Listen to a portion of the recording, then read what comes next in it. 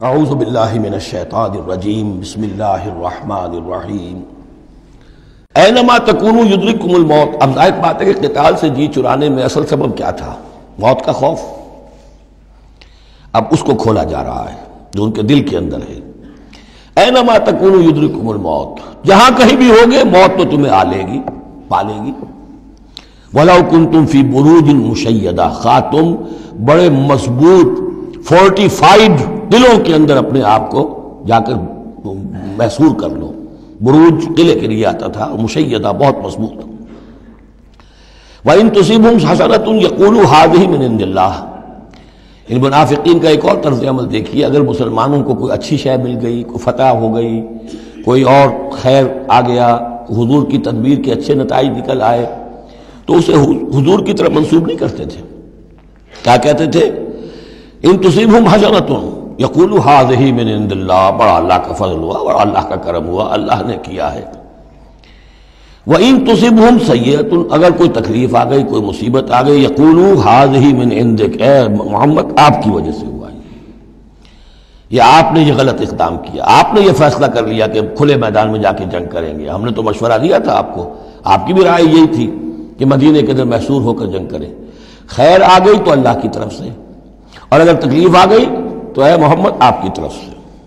قل کل من عند اللہ، کہہ دیجئے یہ سب چیزیں، خیر ہو، شر ہو، تکلیف ہو، آسانی ہو، مشکل ہو، جو بھی صورت میں سب اللہ کی طرف سے ہیں۔ فما لہؤلاء القوم لا یکادون یفقہون حدیثا، تو ان لوگوں کو کیا ہو گیا ہے کہ یہ کوئی بات بھی نہیں سمجھتے، ان کی مت بالکل ماری جا چکی ہے۔ اب یہاں جو اگلی آیت ہے اس کے بارے میں کافی قول ہیں، لیکن جو میرے نزدیک راجح ہے وہ میں بیان کر رہا ہوں کہ اس میں تحویل خطاب ہے۔ شروع میں جو خطاب کیا جا رہا ہے وہ ان مسلمانوں کو جن کی طرف سے یہ کمزوری یا نفاق ظاہر ہو رہا تھا۔ ما اصابک من حسنۃ فمن اللہ وما اصابک من سیئۃ فمن نفسک۔ دیکھو اے مسلمان، جو بھی کوئی خیر تمہیں ملتا ہے تمہیں یہی کہنا چاہیے اللہ کی طرف سے، اگرچہ خیر بھی اللہ کی طرف سے اور شر بھی اللہ کی طرف سے۔ یہ تو جو ہمارے ایمان کا ہے وہ ایمان مفصل، والقدر خیرہ وشرہ من اللہ تعالی والبعث بعد الموت، ہمارا ایمان اس پر ہے۔ لیکن طریقہ کیا ہے انسان کے لیے، ادب کیا ہے، صحیح کیا ہے؟ وہ یہ ہے کہ خیر ملے اللہ کا فضل ہے، اور اگر کوئی خرابی ہوئی ہے میری کسی غلطی سے ہوئی ہے، مجھ سے کوئی کوتاہی ہوئی ہے، مجھے اللہ تعالیٰ نے کوئی تعدیب فرمانی چاہیے۔ وَأَرْسَلْنَاكَ لِلنَّاسِ رَسُولًا، اور اے نبی ہم نے آپ کو تو لوگوں کے لیے رسول بنا کر بھیجا ہے۔ ایک یہ قول ہے کہ اس میں تحویل خطاب ہے، ایک یہ کہ درمیانی ٹکڑے میں بھی خطاب تو حضور سے ہی ہے لیکن استجاب کے انداز میں، اچھا تو جو انہیں خیر مل جائے تمہیں وہ تو ہے اللہ کی طرف سے، اور جو کوئی برائی آ جائے تو اے نبی آپ کی طرف سے ہے۔ کیا بات یہ کہہ رہے ہیں جبکہ اللہ نے آپ کو تو رسول بنا کر بھیجا ہے؟ تو یہ دو تعبیریں ہیں اس کی، میرے نزدیک پہلی تعبیر راجح ہے۔ وَكَفَىٰ بِاللَّهِ شَهِيدًا، اور اللہ تعالیٰ کافی ہے گواہ کے طور پر یا مددگار کے طور پر۔ مَن يُطِعِ الرَّسُولَ فَقَدْ أَطَاعَ اللَّهَ، جو کوئی اطاعت کرتا ہے رسول کی، جس نے اطاعت کی رسول کی اس نے اطاعت کی اللہ کی۔ یہ ٹکڑا بہت اہم ہے، اس لیے کہ اس کے ساتھ ہی آپ حدیث اپنے دماغ میں ٹانک لیجئے، اپنے ذہن میں، اس لیے کہ یہ جو کام تھا سارا کا سارا ایک جماعتی زندگی کے تحت ہو رہا تھا، اور اس میں رسول جو ہے صلی اللہ علیہ وسلم وہ جنگ میں ہے تو کمانڈر ان چیف ہے، لیکن کمانڈر ان چیف کے ساتھ دوسرے چھوٹے کمانڈرز بھی تو ہوتے ہیں، میمنہ پر، میسرہ پر، قلب پر، عقب پر، ہراول دستے پر کون ہے؟ لہذا چین ہے یہ اطاعت کی، سم اطاعت کی، کہ حضور نے فرمایا من اطاعنی فقد اطاع اللہ، وہ تو یہی بات آ گئی، من یطع الرسول فقد اطاع اللہ، من اطاعنی فقد اطاع اللہ ومن عصانی فقد عصى اللہ۔ جس نے میری اطاعت کی اللہ کی اطاعت کی، جس نے میری نافرمانی کی اللہ کی نافرمانی کی۔ ومن اطاع امیری فقد اطاعنی، جس نے میرے مقرر کردہ امیر کی اطاعت کی اس نے میری اطاعت کی۔ ومن عصى امیری فقد عصانی، اور جس نے میرے معین کردہ امیر کی مخالفت کی یا اس کی نافرمانی کی اس نے میری نافرمانی کی۔ تو یہ چین چلے گی اوپر سے نیچے تک، جو بھی جماعت ہوگی، لشکر ہوں گے، اس میں جو ہے رینکس ہوں گے، اس میں کارڈرز ہوں گے، اسی طریقے سے یہ سم و طاعت جو ہے اس کی ایک زنجیر چلتی چلی جائے گی۔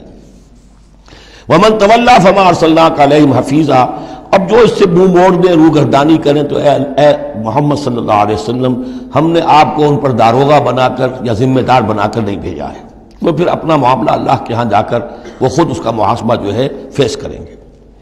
وَيَقُولُونَ طَاعَةٌ، اور ان منافقوں کا حال یہ ہے کہ آپ کے سامنے تو کہتے ہیں طاعہ، ٹھیک ہے آپ نے جو فرمایا قبول ہے، ہم اس پر عمل کریں گے۔ فَإِذَا بَرَزُوا مِنْ عِنْدِكَ، جب آپ کے پاس سے جاتے ہیں، بَيَّتَ طَائِفَةٌ مِّنْهُمْ غَيْرَ الَّذِي تَقُولُ، اور اب ان میں سے ایک گروہ جو ہے وہ جا کر ایسے مشورے آپس میں شروع کر دیتا ہے جو خلاف ہے اس کے جو وہ وہاں کہہ کر گئے ہیں۔ سامنے تو ہو گئی، بعد میں جا کر جو ہے ریشہ دوانی، سازش۔ واللہ یکتب ما یبیتون، اور اللہ لکھ رہا ہے، نامہ اعمال ان کا تیار ہو رہا ہے، وہ جو بھی مشورے کرتے ہیں۔ فاعرض عنہم، تو اے نبی ان سے اعراض کیجئے، ان کو دفع کیجئے، چشم پوشی کیجئے، یہ کوئی نقصان نہیں پہنچا سکیں گے۔ اس میں بھی مصلحت یہ ہے کہ ابھی ان کے خلاف اقدام کرنا خلاف مصلحت ہے۔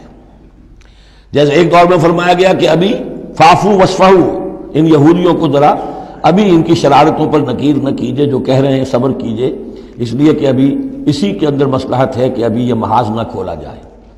اسی طرح ان کے بارے میں کہا کہ آرزنو، ابھی ذرا کچھ عرصے کے لیے، یہاں الفاظ تو نہیں ہے وہ عرصے کے لیے، لیکن نتیجے کے طور پر، اس لیے کہ غزوہ تبوک کے بعد پھر حضور نے ان پر گرفت شروع کی، تو وقت آ گیا کہ اس کے بعد ان کے پردے چاک کر دیے گئے، جو پردے پڑے رہے تھے اب تک وہ پردے اٹھا دیے گئے تھے۔ فَأَعْرِضْ عَنْهُمْ وَتَوَكَّلْ عَلَى اللَّهِ، اور آپ اللہ پر توکل کیجئے، وَكَفَىٰ بِاللَّهِ وَكِيلًا، اللہ کافی ہے سہارے کے طور پر۔ یعنی ان کی یہ ریشہ دوانیاں، ان کے یہ مشورے، ان کی یہ سازشیں، یہ سب جو ہے پادر ہوا ہیں، اور یہ سب نسیہ منسیہ ہو جائیں گی، آپ فکر نہ کیجئے۔ افلا یتدبرون القرآن، تو کیا یہ لوگ قرآن پر تدبر نہیں کرتے؟ پڑھتے تو ہیں، میں نے آپ سے کہا نا نمازیں تو وہ پڑھتے تھے، جو بھی منافق تھا اسے اس وقت نماز تو پڑھنی پڑتی تھی، ورنہ تو مسلمان نہ مانا جاتا۔ آج تو مسلمان مانے جانے کے لیے نماز ضروری نہیں ہے، اس وقت تو ضروری تھی، بلکہ عبداللہ ابن ابی تو پہلی صف میں ہوتا تھا، اور جمعے کے روز تو خاص طور پر حضور کے خطبے سے پہلے کھڑا ہو جاتا تھا اور اعلان کرتا تھا، لوگوں توجہ سے سنو، یہ اللہ کے رسول ہیں، اپنی چودراہٹ کے اظہار کے لیے کہ میں یہاں کا چودھری ہوں۔ تو وہ نمازیں تو پڑھتے تھے، قرآن سنتے تھے، لیکن افلا یتدبرون القرآن، قرآن پر تدبر نہیں کرتے۔ یہ قرآن ان کے سروں پر سے گزر رہا ہے، یا ان کے ایک کان سے داخل ہو کر دوسرے کان سے نکل رہا ہے۔ وَلَوْ كَانَ مِنْ عِنْدِ غَيْرِ اللَّهِ، اگر یہ اللہ کے سوا کسی اور کے پاس سے آیا ہوتا، لَوَجَدُوا فِيهِ اخْتِلَافًا كَثِيرًا، تو اس میں بہت سے تضادات وہ پاتے۔ اس پر غور کرو گے، یہ بڑا مربوط کلام ہے، اس کا پورا فلسفہ جو ہے بہت منطقی طور پر مربوط ہے، اس کے اندر کہیں کوئی تضاد نہیں ہے۔ صدق اللہ العظیم۔